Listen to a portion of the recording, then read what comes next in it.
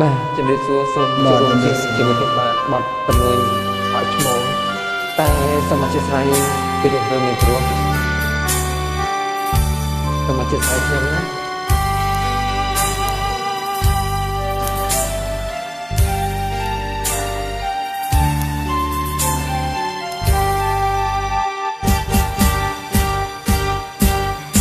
ព្រៀងសូ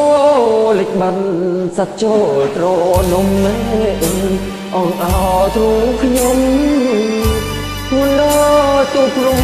ក្រំស្ទើរជ្រាយហើយមិនហារមលៀនពុំមានយ៉ាងឆ្លើយ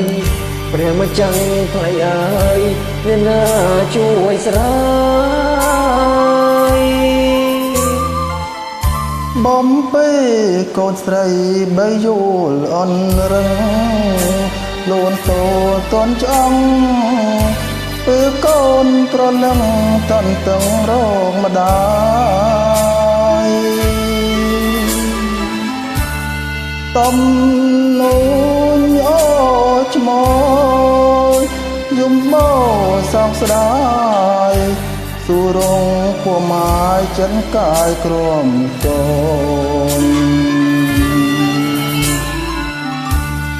អូសិនគីងកងអោប្តីក្រងកូនឯផ្លែពីអូនចោលកូនកំព្រី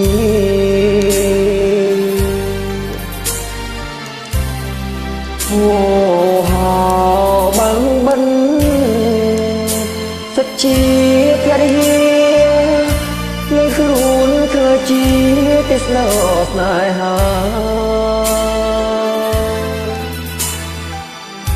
រាត្រីទឹកខ្មុំអូនយំ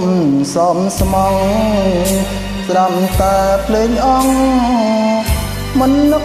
សំណោះសំដីមេបា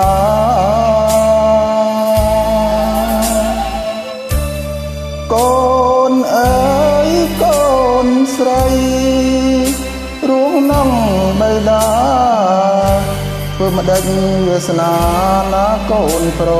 លឹង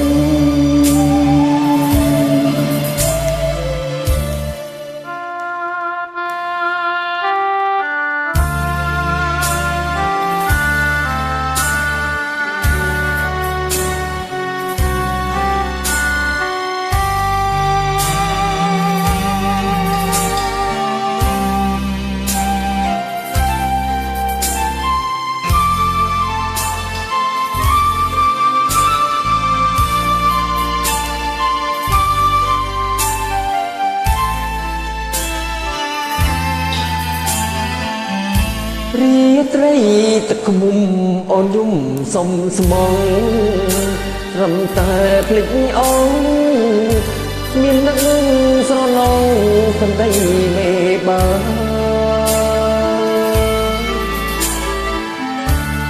កូនអើយកូនស្រីរស់នឹងបៃតាធ្វើម្ដេចវាសនាណា